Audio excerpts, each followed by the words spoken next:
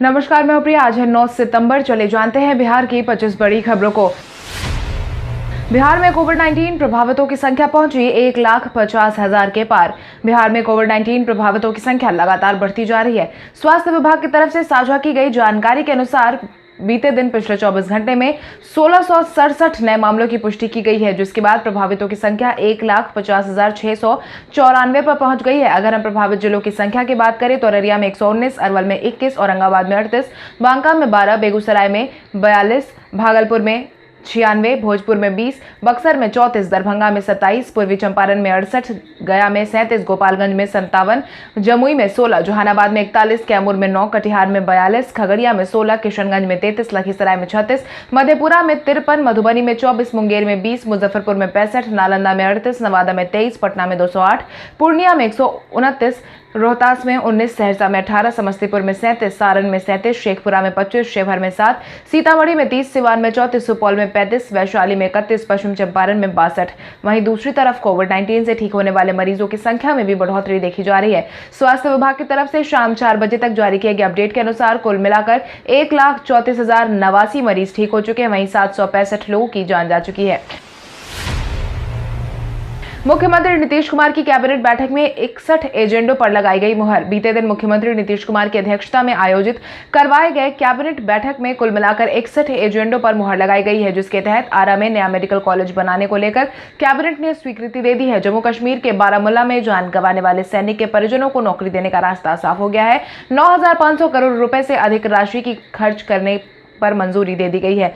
Corona का मुकाबला करने के लिए 453 करोड़ की राशि स्वीकृत कर दी गई है। वहीं एसएपी के जवान का सेवा विस्तार अगले 5 साल के लिए बढ़ा दिया गया है। बालू घाटों की बंदोबस्ती को 31 दिसंबर 2020 तक बढ़ा दिया गया है। मधेपुरा मेडिकल कॉलेज हॉस्पिटल में 356 पदों पर सृजन, 100 MBBS पोस्ट का सृजन। पारा मेडिकल कॉलेज में 1235 नए पदों का सृजन। पावापुरी नालंदा मेडिकल कॉलेज में 540 नए पदों का सृजन। बेतिया मेडिकल कॉलेज में 539 नए पदों का सृजन को मंजूरी दे दी गई है।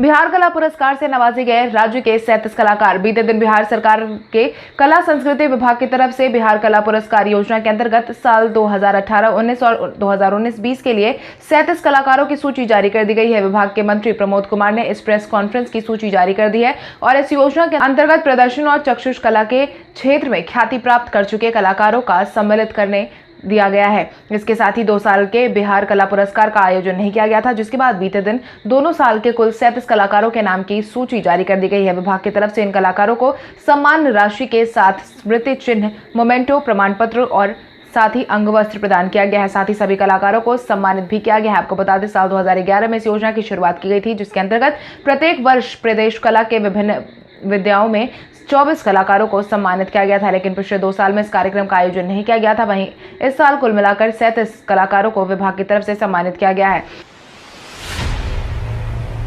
रिया चक्रवर्ती के खिलाफ एनसीबी के द्वारा उठाए गए कदम पर डीजीपी गुप्तेश्वर पांडे ने दी अपनी प्रतिक्रिया। सुशांत सिंह राजपूत मामले में संदिग्ध मानी जा रही रिया चक्रवर्ती को एनसीबी की टीम ने बीते दिन सलाखों के पीछे पहुंचा दिया है। वहीं एनसीबी की टीम के इस कदम पर बिहार के डीजीपी गुप्तेश्वर पांडे ने अपनी प्रतिक्रिया दी है और कहा है कि आगे देखते रहिए, कुछ और अहम बातों का खुलासा भी होगा। उन्होंने कहा कि रिया चक्रवर्ती के खिलाफ उठाया गया कदम से खुश या नाखुश होने का मेरा कोई व्यक्तिगत कारण नहीं है। मैं बस ये चाहता हूं कि सच सामने आए। सुशांत ने जिस तरीके से अपनी जान ली है वो रहस्य है, उनके ऊपर से पर्दा उठ जाए, यही चीजें बस पहला कदम है। बिहार के कई जिलों में आंधी, गरज और बारिश की जताई गई संभावना। बिहार के कई जिलों में बीते दिन झमाझम बारिश देखने को मिली, जिसके बाद मौसम विभाग की माने तो आने वाले कुछ दिनों में दूसरे जिलों में भी ऐसा ही मौसम देखने को मिलने वाला है। मौसम विभाग की तरफ से जारी किए गए पूर्वानुमान के अनुसार बिहार के कई जिलों में आंधी, गरज के साथ बारिश की संभावना भी जताई गई है, जिसमें पटना, वैशाली, सिवान, सारण, बेगूसराय, भोजपुर, बक्सर, मुजफ्फरपुर, अरवल, औरंगाबाद, जहानाबाद और रोहतास जिले का नाम शामिल है। इसके साथ ही सूबे के कई अन्य जिलों में भी 48 घंटे से 72 घंटे तक हल्की और मध्यम बारिश हो सकती है। मुख्यमंत्री नीतीश कुमार ने अफसरों को राजगीर मॉडल अपनाने का जारी किया निर्देश। मुख्यमंत्री नीतीश कुमार ने बीते दिन जल जीवन हरियाली मुहिम की समीक्षा बैठक की है, जिसके तहत मुख्यमंत्री नीतीश कुमार ने जल जीवन हरियाली अभियान की सूचना प्रबंधन प्रणाली एवं मोबाइल ऐप का लोकार्पण भी किया है। वहीं उन्होंने अधिकारियों को दिशा निर्देश देते हुए कहा है कि सार्वजनिक कुओं की मरम्मत का काम मार्च तक पूरा कर लिया जाए। सार्वजनिक चापाकल हर हाल में चालू रहे, इसके मेंटेनेंस को लेकर लोक स्वास्थ्य अभियंत्रण विभाग लगातार काम कर रहे हैं। चापाकल एवं कुओं के किनारे सोख्ता का निर्माण करने का आदेश दे दिया गया है। मुख्यमंत्री ने राजगीर मॉडल अपनाने का निर्देश भी दे दिया है। अब मुखिया जी के हाथों नहीं काटा जाएगा चेक। पंचायतों में मुखिया किसी योजना के लिए चेक काट नहीं पाएंगे। इसका भुगतान की प्रक्रिया को पारदर्शी बनाने के लिए पंचायतों के हाथ से सरकार ने इस ताकत को छीन ली है, जिसके तहत अब सरकार ने ऑनलाइन व्यवस्था लागू करने का आदेश जारी किया है। अब मुखिया PFMS के माध्यम से भुगतान करना होगा, जिसके तहत प्रशिक्षण देने की प्रक्रिया भी शुरू कर दी गई है। पूर्व में पंचायतों में सरकारी योजना में काम करने पर मुखिया संबंधित एजेंसियों को चेक से राशि भुगतान करते थे। भाजपा का नया मैनिफेस्टो बनेगा जन भागीदारी में। बिहार विधानसभा चुनाव को ध्यान में रखते हुए भाजपा अपना मैनिफेस्टो जनता की भागीदारी से बनाने को तैयार है। इसके साथ ही भाजपा के नेता और कार्यकर्ता जनता से संवाद करके उनकी मांग को जानेंगे और पार्टी उसका अध्ययन करेगी। मिली जानकारी के अनुसार भाजपा के प्रदेश कार्यालय में आगामी विधानसभा चुनाव के लिए भाजपा के एजेंडे को मूर्त रूप देने के लिए मैनिफेस्टो कमेटी की बैठक कृषि मंत्री डॉक्टर प्रेम कुमार के नेतृत्व में करवाई गई थी। बैठक में आत्मनिर्भर बिहार की संकल्पना पर चर्चा में यह तय किया गया है कि भाजपा अपनी नीतियों और कार्यक्रम के माध्यम से बिहार में अगले 5 साल में आत्मनिर्भर बनाएगी। आज बिहारी पहचान में हम बात करेंगे ऋचा सोनी की। ऋचा सोनी एक भारतीय टीवी अभिनेत्री है जिनका जन्म बिहार के मुजफ्फरपुर जिले में हुआ था, जिन्होंने शरारत सीरियल से अपने करियर की शुरुआत की थी। इसके साथ ही उन्होंने अपनी स्कूली पढ़ाई बिहार से ही पूरी की थी। हालांकि उच्च शिक्षा लेने के लिए वो मुंबई रवाना हो गई थी, जहां उन्हें अभिनय दिखाने का बखूबी मौका मिला था, जिसके तहत उन्हें भाग्य विधाता में बिंदिया के किरदार में खूब पहचान दिलाई थी। इतना ही नहीं, वो नचले विद सरोज खान सीजन 2, बदलते रिश्तों की दास्तान, जाट की जुगनी, सिया के राम जैसे सीरियल में भी नजर आ चुकी हैं। बिहार में डीएसपी का हुआ तबादला। पुलिस महकमे में एक बार फिर से फेरबदल किया गया है। गृह विभाग की तरफ से जारी की गई अधिसूचना के अनुसार डीएसपी रैंक के अधिकारियों का एक बार फिर से तबादला किया गया है। बिहार पुलिस सेवा के अधिकारी रवीश कुमार को ATS का SP बनाया गया है, जिसकी अधिसूचना बिहार गृह विभाग की तरफ से जारी कर दी गई है। जारी की गई अधिसूचना के अनुसार जिले के शेरघाटी अनुमंडल पुलिस पदाधिकारी रवीश कुमार को ATS का नया अपर पुलिस अधीक्षक नियुक्त कर दिया गया है। इसके अलावा रविंद्र भारती को शेरघाटी अनुमंडल पुलिस पदाधिकारी बनाया गया है। मुकेश सहनी ने राजनीति में अनिश्चितता को माना अहम। बिहार में इस साल के अंत में विधानसभा चुनाव का आयोजन करवाया जाना है। वहीं छोटे छोटे दल गठबंधन के बड़े दल और अधिक सीट के लिए लगातार जद्दोजहद करते देखे जा रहे हैं। इसी कड़ी में बीते दिन विकासशील इंसान पार्टी के राष्ट्रीय अध्यक्ष मुकेश सहनी ने पार्टी कार्यालय में प्रेस कॉन्फ्रेंस का आयोजन करवाया था। इस दौरान उन्होंने कहा कि उनके पास रोज कई सारे दलों से गठबंधन के ऑफर आते रहते हैं और राजनीति में कल क्या होगा और कौन किसके साथ रहेगा यह कोई नहीं बता सकता। वहीं सरकार को निशाने पर लेते हुए SC/ST वर्ग के परिवार में जान गंवाने वाले परिवारों के एक सदस्य को सरकारी नौकरी देने के मुख्यमंत्री नीतीश कुमार के फैसले को राजनीति से प्रेरित बताया है। नहीं रही दरभंगा राजघराने की आखिरी बहू। दरभंगा राजघराने की आखिरी बहू राजकिशोरी अब इस दुनिया में नहीं रही हैं। 85 साल की उम्र में उन्होंने दुनिया को अलविदा कह दिया है। वो पिछले लंबे समय से बीमार चल रही थी। वहीं उनके गुजरने की खबर सुनकर पूरे मिथिला में शोक की लहर है। आपको बता दें, युवराज जावेश्वर सिंह की पत्नी राजकिशोरी ने दरभंगा के लहरिया सराय के बलभद्रपुर मोहल्ले स्थित आवास पर अंतिम सांस ली है। वो इस आवास में अकेली रहती थी। रानी राजकिशोरी दयालु प्रवृत्ति की थी और वो रानी राजकिशोरी अपने पीछे अपनी 2 बेटियां कत्यानी और देवयानी को छोड़ गई हैं, जो दरभंगा के 7 GM रोड पर स्थित राज बंगले में रहती है। तेजस्वी यादव ने मुख्यमंत्री नीतीश कुमार को अपने दम पर चुनावी मैदान में उतरने का दिया चैलेंज। तेजस्वी यादव आगामी विधानसभा चुनाव को ध्यान में रखते हुए लगातार सरकार को निशाने पर ले रहे हैं, जिसके तहत उन्होंने बीते दिन एक बार फिर से मुख्यमंत्री नीतीश कुमार को निशाने पर लेते हुए ट्वीट कर कहा है कि नीतीश कुमार 1995 में अपने दम पर विधानसभा के चुनावी मैदान में उतरे थे तो मात्र 7 सीट उनके खाते में आई थी। 2014 में लेफ्ट के साथ उतरे तो मात्र 2 सीट आई। नीतीश कुमार यदि जीवन में कभी भी अकेले चुनावी मैदान में उतरेंगे तो प्रतापी चेहरों को दहाई के अंक में भी सीट प्राप्त नहीं होगी, यानी कि नीतीश कुमार के खाते में 10 सीट भी नहीं आएगी। उप मुख्यमंत्री सुशील कुमार मोदी ने राज्य में फ्लाई ऐश ईट उद्योग को प्रोत्साहित करने का किया ऐलान। उप मुख्यमंत्री सुशील कुमार मोदी ने बिहार राज्य प्रदूषण नियंत्रण परिषद के फ्लाई ऐश ईट निर्माताओं के वर्चुअल बैठक को संबोधित करते हुए कहा है कि सरकार राज्य में फ्लाई ऐश ईट उद्योग को प्रोत्साहित करने वाली है, जिसके लिए सरकार की तरफ से हर संभव मदद मुहैया करवाई जाएगी। इसके साथ ही NTPC ने फ्लाई ऐश मिलने से हो रही कठिनाइयों के बाबत भारत सरकार से बातचीत का भी आश्वासन दिया है। वर्चुअल बैठक को संबोधित करते हुए उन्होंने कहा है कि ईंट भट्टा में हर साल सर्वाधिक 16 मिलियन टन कार्बन डाइऑक्साइड का उत्सर्जन होता रहा है। फ्लाई ऐश ईट उद्योग को प्रोत्साहित करने का ही नतीजा है कि 2012 में जहां राज्य में मात्र एक फ्लाई ऐश ईट उद्योग था, वहीं अब इसकी संख्या बढ़कर 210 हो गई है। आम आदमी पार्टी के प्रदेश अध्यक्ष सुशील सिंह ने दिल्ली मॉडल के तर्ज पर बिहार में चुनावी मैदान में उतरने का किया ऐलान। आगामी विधानसभा चुनाव को लेकर सभी पार्टियां अपना दमखम दिखाना शुरू कर चुकी हैं। इसी क्रम में आम आदमी पार्टी बिहार में किस्मत आजमाने जा रही है, जिसके तहत साल के अंत में आयोजित होने वाले विधानसभा चुनाव को लेकर आम आदमी पार्टी के अध्यक्ष सुनील सिंह ने हम बदलेंगे बिहार यात्रा के तहत बीते दिन कटिहार पहुंचे थे, जहां उन्होंने शहर के एक निजी होटल में आम आदमी पार्टी के कार्यकर्ताओं के साथ एक सम्मेलन किया। साथ ही मीडिया से बातचीत के दौरान उन्होंने बताया कि बिहार में आम आदमी पार्टी दिल्ली के तर्ज पर चुनावी मैदान में उतरने वाली है। तेज प्रताप यादव ने महुआ छोड़कर हसनपुर में झोंकी ताकत। तेज प्रताप यादव ने आगामी विधानसभा चुनाव में अपना विधानसभा क्षेत्र बदल सकते हैं, जिसके तहत अब वो महुआ के बजाय हसनपुर से चुनावी मैदान में उतरने का मन बना रहे हैं। जानकारों की माने तो तेज प्रताप यादव ने हसनपुर से चुनावी मैदान में उतरने का मन बना लिया है। इसके लिए रोड शो का आयोजन भी कुछ दिनों पहले वहां पर किया था। वहीं महुआ विधानसभा से तेज प्रताप यादव ने दूरी बना ली है। यही वजह है कि वो समस्तीपुर के हसनपुर विधानसभा से अपनी पूरी ताकत झोंक रहे हैं। भाजपा के राष्ट्रीय अध्यक्ष जल्द ही पधारेंगे बिहार। आगामी विधानसभा चुनाव को लेकर जारी तैयारियों के बीच भाजपा के राष्ट्रीय अध्यक्ष जेपी नड्डा जल्द ही बिहार पधारने वाले हैं। मेरी जानकारी के अनुसार जेपी नड्डा 11 या 12 सितंबर को पटना आ सकते हैं, जहां बिहार पहुंचकर वो मुख्यमंत्री नीतीश कुमार से मुलाकात करेंगे। वहीं इस दौरान एनडीए में सीट शेयरिंग पर बात भी हो सकती है। खबरों की माने तो जेपी नड्डा नीतीश से मिलने के बाद लोजपा नेता चिराग पासवान से भी बातचीत करने वाले हैं। चुनाव में 143 सीटों पर अपने उम्मीदवार उतारने की बात कुछ दिनों पहले चिराग पासवान ने कही थी। सीट शेयरिंग के संबंध में लोजपा की बात भाजपा से हो रही है।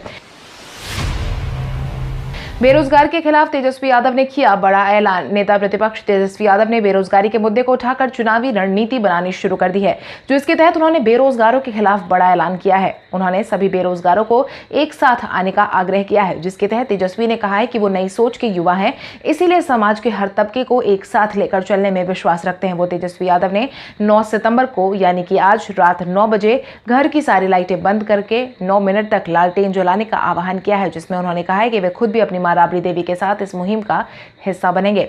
लोजपा ने केसी त्यागी के बयान पर जताया आभार।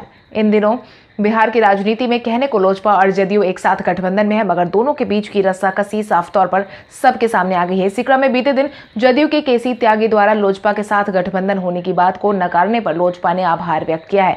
केसी त्यागी ने कहा है कि जदयू का गठबंधन भाजपा के साथ है, न कि लोजपा के साथ, जिसके बाद एक बार फिर से राजनीति शुरू हो गई है। इसी को लेकर लोजपा की तरफ से जदयू के इस बयान का जवाब दिया गया है। लोजपा प्रवक्ता अशरफ अंसारी ने कहा है कि लोजपा जदयू का गठबंधन नहीं हो रहा है। इसके साथ यह बताकर केसी त्यागी ने पार्टी पर उपकार किया है। लालू प्रसाद यादव ने मुख्यमंत्री नीतीश कुमार को शायराना अंदाजे में लिया निशाने पर। आगामी विधानसभा चुनाव को ध्यान में रखते हुए बिहार की राजनीति में बयानबाजियों का सिलसिला जारी है। इसी क्रम में विशेष राज्य के दर्जे की मांग को लेकर बीते दिन एक बार फिर से राजद सुप्रीमो लालू प्रसाद यादव ने मुख्यमंत्री नीतीश कुमार को निशाने पर लिया है, जिसके तहत उन्होंने ट्वीट करके लिखा कि खो गया है नीतीश कुमार का वो पर्चा जिसे पढ़कर मांगते थे बिहार के लिए विशेष राज्य का दर्जा। उन्होंने आगे यह भी कहा कि अब तो दर्जा की नहीं करते हैं चर्चा, क्योंकि डबल इंजन सरकार में आती है लज्जा। जन अधिकार पार्टी के अध्यक्ष पप्पू यादव पहुंचे गया। जन अधिकार पार्टी के सुप्रीमो पप्पू यादव बीते दिन गया पहुंचे थे, जहां पहुंचकर उन्होंने गया के मानपुर स्थित पटवा टोली के दुर्गा स्थान में पटवा समाज के लोगों को समस्याएं सुनी है। साथ ही उन्होंने मानपुर जगजीवन कॉलेज के पास पार्टी कार्यालय का उद्घाटन किया। वहीं उन्होंने लोगों एवं दूसरी पार्टी से जुड़े लोगों की पार्टी की सदस्यता दिलवाई है। इसके साथ ही पप्पू यादव ने अपने संबोधन में 15 साल में जदयू और 15 साल में लालू सरकार के कमियों को भी गिनवाया है। वहीं उन्होंने यह भी दावा किया है कि अगर उनकी सरकार बिहार में आएगी तो युवाओं को रोजगार मुहैया करवाए जाएंगे और बोधगया को टूरिस्ट प्लेस बनाया जाएगा। मंगल पांडे ने लालू परिवार के सामाजिक न्याय के नहीं चलने का किया दावा। स्वास्थ्य मंत्री मंगल पांडे ने बीते दिन राजद को लेकर और खासकर कि राजद सुप्रीमो लालू प्रसाद यादव को निशाने पर लेते हुए कई बातें कही हैं, जिसके तहत उन्होंने कहा है कि राजद सुप्रीमो लालू प्रसाद यादव और उनके परिवार ने सामाजिक न्याय के नाम पर लोगों को खूब बेवकूफ बनाया है। राजद की दूसरी पीढ़ी अब लोगों को बेरोजगारी और आर्थिक न्याय के नाम पर गलत बयानबाजी देकर धोखा देने का प्रयास कर रही है, लेकिन राज्य की जनता ऐसे जुमले को समझती है। उन्होंने आगे कहा कि राज्य सुप्रीमो ने सामाजिक न्याय का चोला पहनकर न सिर्फ बिहारियों को ठगकर बिहार का बेड़ा गर्क किया है, बल्कि बिहार वासियों के साथ धोखा भी किया है। बिहार में 15 साल के एनडीए शासनकाल में कृषि और कृषकों की दशा बदलने का किया गया दावा। कृषि मंत्री प्रेम कुमार ने बीते दिन 15 साल बनाम 15 साल की रूपरेखा जनता के सामने रखी है, जिसके तहत उन्होंने कहा कि एनडीए के शासनकाल में बिहार में खेती और किसान दोनों की दशा में सुधार हुआ है। उन्होंने कहा कि 2005 में पहले कृषि विभाग का कुल बजट 20 करोड़ था, जो कि आज बढ़कर 2400 करोड़ रुपए तक पहुंचा दिया गया। हमारी सरकार ने कृषि रोड मैप बनाई है। पहले गेहूं की उत्पादकता 18.23 क्विंटल प्रति हेक्टेयर, उत्पादन 37.86 लाख मीट्रिक टन थी, जो एनडीए की सरकार में 28.40 क्विंटल प्रति हेक्टेयर उत्पादन और 61.55 टन हो गई है, यानी कि दोगुनी से भी ज्यादा वृद्धि हुई है। अनिल कुंबले ने 8 आईपीएल टीम के लिए सिर्फ एक भारतीय कोच पर उठाए सवाल। इंडियन प्रीमियर लीग के आयोजन को लेकर इन दिनों सभी टीम यूएई में अपना प्रैक्टिस सेशन पूरा कर रही है। वहीं इसी बीच 8 फ्रेंचाइजीज इस टीम में एकमात्र भारतीय मुख्य कोच अनिल कुंबले ने कोच को लेकर सवाल उठाए हैं, जिसके तहत उनका मानना है कि यह आंकड़े देश में कोचिंग संसाधनों का सही प्रतिबिंब नहीं है। किंग्स 11 पंजाब के कोच अनिल कुंबले के अलावा आईपीएल के आगामी सत्र से जुड़े कोच को देखें तो Ricky Ponting, Brendon McCullum, Stephen Fleming, Mahela Jayawardene, Trevor Bayliss, Simon और एंड्रयू मैकडोनाल्ड है, जो भारतीय नहीं है। वहीं आईपीएल को लेकर के उन्होंने कहा है कि मैं आईपीएल में अधिक भारतीय कोच देखना चाहूंगा। यह भारतीय संसाधनों का सही प्रतिबिंब नहीं है। भारत के साथ 5G पर काम करने के लिए 2 बड़े देश ने जताई सहमति। भारत, इजराइल और अमेरिका ने विकास वाले क्षेत्रों और अगली पीढ़ी की उभरती प्रौद्योगिकी में आपसी सहयोग से काम को आगे बढ़ाने की पहल शुरू कर दी है, जिसके तहत यह तीनों देश 5G संचार नेटवर्क पर मिलकर काम करने वाले हैं। आधिकारिक सूत्रों की माने तो तीनों देश एक पारदर्शी, खुले, विश्वसनीय और सुरक्षित 5G संचार नेटवर्क पर काम करने का प्रस्ताव पेश कर चुके हैं। मिली जानकारी के अनुसार प्रधानमंत्री नरेंद्र मोदी की 3 साल पहले जुलाई 2017 की इजराइल यात्रा के दौरान लोगों के संपर्क पर सहमति बनी थी। विकास वाले और प्रौद्योगिकी क्षेत्र में त्रिपक्षीय पहल यह साबित होगी। कल हमारे द्वारा पूछे गए सवाल का जवाब आप में से बहुत सारे यूजर ने हमें कमेंट करके दिया था। उसके लिए आपका बहुत बहुत धन्यवाद। आप में से जिन यूजर का कमेंट हमें अच्छा लगा है उनके नाम है पप्पू कुमार, प्रहलाद जोशी, नीरज कुमार, वीके शर्मा, लाल बहादुर कुमार, विकी शर्मा, प्रभु जोशी, जयप्रकाश सिंह, नीतीश कुमार, कुमार रवि, प्रहलाद कुमार, सोनू कुमार, शंकर कुमार, सोनिया कुमारी, प्रीति कुमारी, मीनाक्षी सिंह, साहिल कुमार, लीला कुमारी, मीना कुमारी, आशीष कुमार, वीरेंद्र सिंह, सत्यम कुमार, आलोक कुमार, प्रशांत सिंह। इसके अलावा हमारी टीम को और भी लोगों के जवाब अच्छे लगे हैं, मगर समय के अभाव के कारण हम उनका नाम नहीं ले पाए, लेकिन आप हमारे सवालों का जवाब देते रहे। हम कल आपका नाम लेने की पूरी कोशिश करेंगे। तो चलिए बढ़ते हैं आज के सवाल की ओर। आज का सवाल कुछ इस प्रकार है। आपके अनुसार तेजस्वी यादव की तरफ से बेरोजगारी के मुद्दे पर आज रात 9 बजे 9 मिनट तक लालटेन जलाने का आह्वान सफल होगा या नहीं? अपने जवाब हमें कमेंट करके जरूर बताएं। इसके साथ ही आज के लिए बस इतना ही। अगर आप ये वीडियो हमारा यूट्यूब पर देख रहे हो तो हमारे चैनल को सब्सक्राइब करें और बेल आइकन दबाना ना भूलें। और अगर आप ये वीडियो हमारा फेसबुक पर देख रहे हो तो इस वीडियो को लाइक करें और ज्यादा से ज्यादा शेयर करें। धन्यवाद।